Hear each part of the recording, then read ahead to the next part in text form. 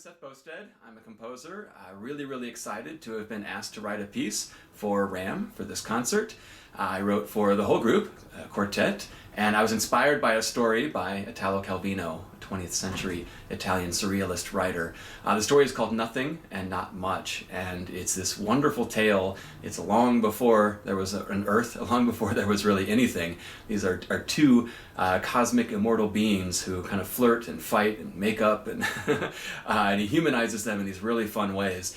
But because almost nothing happens in the story except for their interactions, I chose to write musically a very minimalist piece, which is kind of a challenge as a composer because you're thinking that you're not going to use a lot of things, but you want to use them very well. So I spent a lot of time with the very few pitches that I was using, trying to shape it and make as much out of it as I possibly could. So I hope you enjoy my piece, Nothing and Not Much. And thanks to RAM for performing it.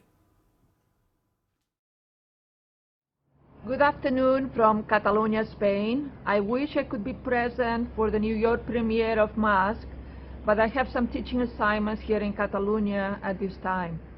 I do want to thank very much Random Access Music and especially Tom Piercy for programming my music.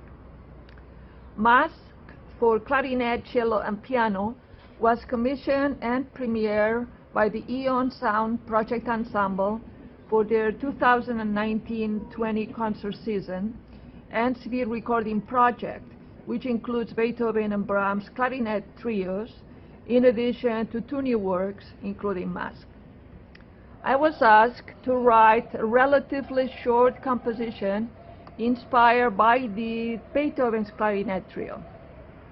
The title Mask suggests various layers of meaning in the music. On the one hand, I use developmental procedures from the classical period on rhythmic and on melodic motifs taken from the Beethoven clarinet trio. And on the other hand, I address these new melodies with harmonies and rhythms reminiscent of Spain's music. In the first movement, titled Incantation and Consummation, I use the characteristic half-step interval of Beethoven's first movement theme, as well as the ascending 3-note design. In the second movement, titled Mischievous Spirits, I took almost the entire rhythmic motif of Beethoven's third movement theme. I then vary this theme, but in a very free way, not in strict sectional variations, as Beethoven does. In this movement, I also emulate the light and playful spirit of the Beethoven's third movement's music. So I do hope you enjoy it, and thank you again very much for programming it, and enjoy. Bye-bye.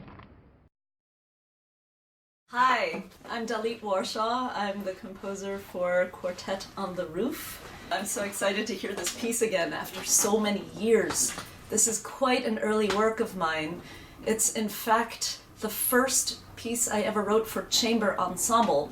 I wrote it in 1990. I was 15 years old. By that time, I was already a seasoned orchestral composer. Won the BMI a year later, and the New York Philharmonic played my second orchestral piece. Around 1989, a work of mine for orchestra I was asked by a string orchestra in Northwest Indiana to transcribe it for string orchestra, piano, and flute, which I did. My view toward piano music always has been extremely orchestral and multicolored. It's sort of a symbiotic relationship that happens for me between piano and orchestra. I relate to Debussy very much in that way, but writing for chamber ensemble, it was the first time I was really approaching 4 different instruments as distinct personalities, having a conversation, and it was a blast. One has the luxury of remaining with the personalities of the instruments and seeing how they function and adapt and react to all sorts of different provocations during the course of the piece. I absolutely cannot wait to hear this performance. I have to say it's very endearing and nostalgic for me to revisit this piece from a completely different era. And I must say I remember writing every note, and I stand by every note. And really I thank you all so much for for playing it, and I can't wait to hear you bring it to life.